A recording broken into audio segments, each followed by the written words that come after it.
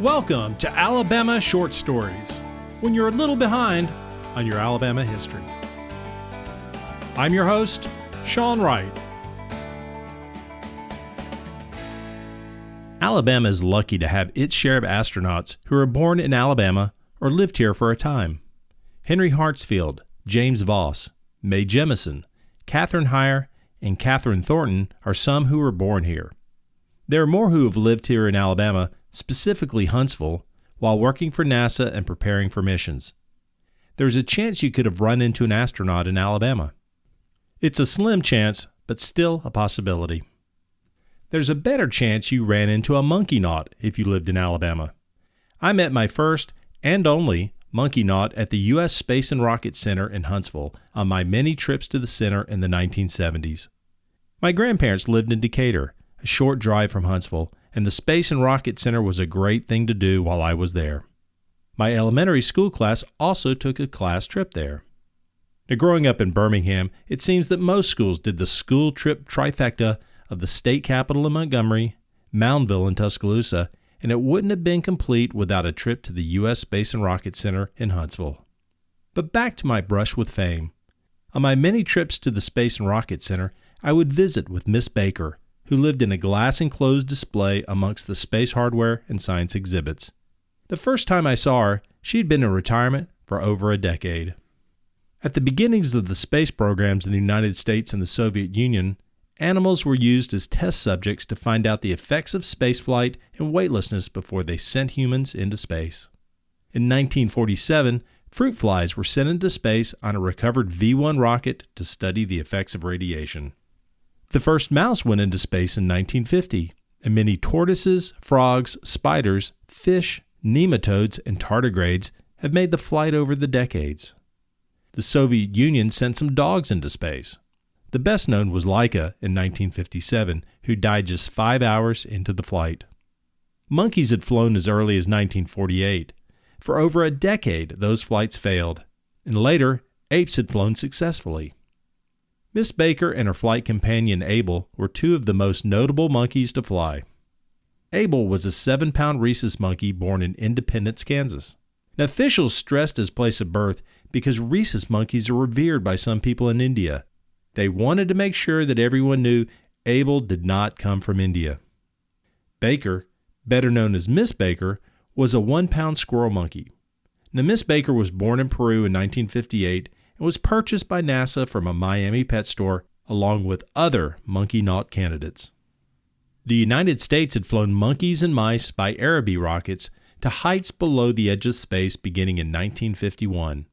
Outer space does not have a definitive altitude above the Earth's surface, but 100 kilometers or 62 miles above sea level is the Kármán line, which is recognized internationally as the beginning of space. Now, to make it into space, NASA moved to the larger Jupiter missile, and on December 13, 1958, Gordo, a Navy-trained squirrel monkey, was on board when the rocket was launched. It is believed that Gordo survived the flight, but the nose cone he was in sank in the Atlantic and was never recovered. 5 months later, on May 28, 1952, Abel and Miss Baker were launched from Cape Canaveral, Florida, and rode in a Jupiter missile to a height of more than 300 miles. During the 1,500-mile flight, they reached speeds of 10,000 miles per hour and experienced 9 minutes of weightlessness. Now, I would like to imagine that our two friends were busy floating around the capsule, flipping switches, looking out the window during this time of weightlessness, wearing tiny silver astronaut suits. But unfortunately, no. They were strapped in tightly to custom-made containers that monitored their vitals throughout the flight. After a 16-minute flight, they splashed down in the Atlantic Ocean, not too far from Puerto Rico. Now, what makes this trip remarkable against the missions before is that our monkey-nauts survived the flight. And they were not the only ones on the flight. They were accompanied by Neospora, samples of human blood, E. coli, onions, mustard and corn seeds, Drosophila pupae, yeast, and sea urchin eggs and sperm. Think about it. The mission was 2 years before any humans flew into space, and they became major celebrities. During a post-flight press conference, the reporters jostled to get closer, but the monkeys calmly munched peanuts and crackers. They even appeared on the June 15, 1959 cover of Life magazine. Unfortunately, it's not all good news.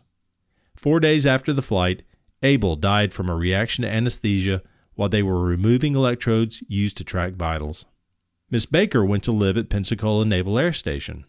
Scientists wanted to know if the ride in the rocket would have any effect on Miss Baker's offspring, so they went in search of a suitable spouse.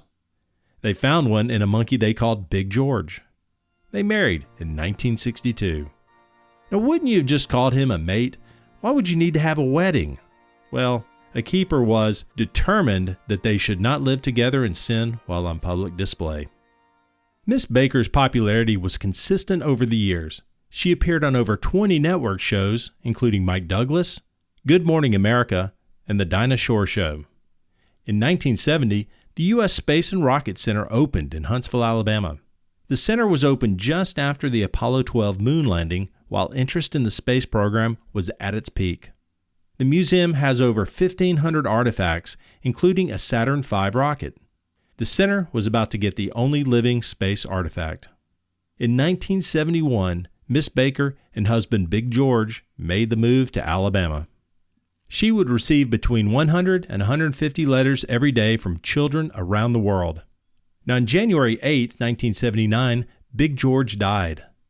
Officials didn't want Miss Baker to be lonely, so they found a suitable mate in Norman from the Yerkes National Primate Research Center. 3 months later, Miss Baker and Norman wed in a ceremony presided over by Alabama District Court Judge Dan McCoy. There was a little wedding drama. She refused to wear the white wedding train provided for her, tearing it off after a few seconds. Who can blame her? A few years later, Miss Baker became sick and she was sent to the Auburn University School of Veterinary Medicine for treatment. She passed away from kidney failure in 1984 at the age of 27.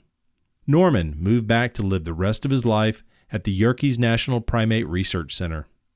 Not only was she one of the first 2 monkeys to survive a flight to space, but she was also the longest-lived squirrel monkey on record. After her death, Miss Baker came back to the U.S. Space and Rocket Center. She was buried on the grounds next to her first husband, Big George. Over 300 people attended her funeral, and when you walk past her tombstone, from time to time, you will find that someone has placed a banana on top. A fitting way to honor this space legend. But what about Abel, her crewmate who died 4 days after the mission? Yeah, things didn't go so well for her. She was stuffed and placed back in her flight container. She is periodically put on display at the Smithsonian Institute in Washington, D.C. I hope you enjoyed this Alabama short story. If you enjoyed the story, do me a favor and tell one friend to give it a listen. You can subscribe to the podcast at Apple Music, Spotify, or wherever you prefer to listen to podcasts. See you next time at Alabama Short Stories.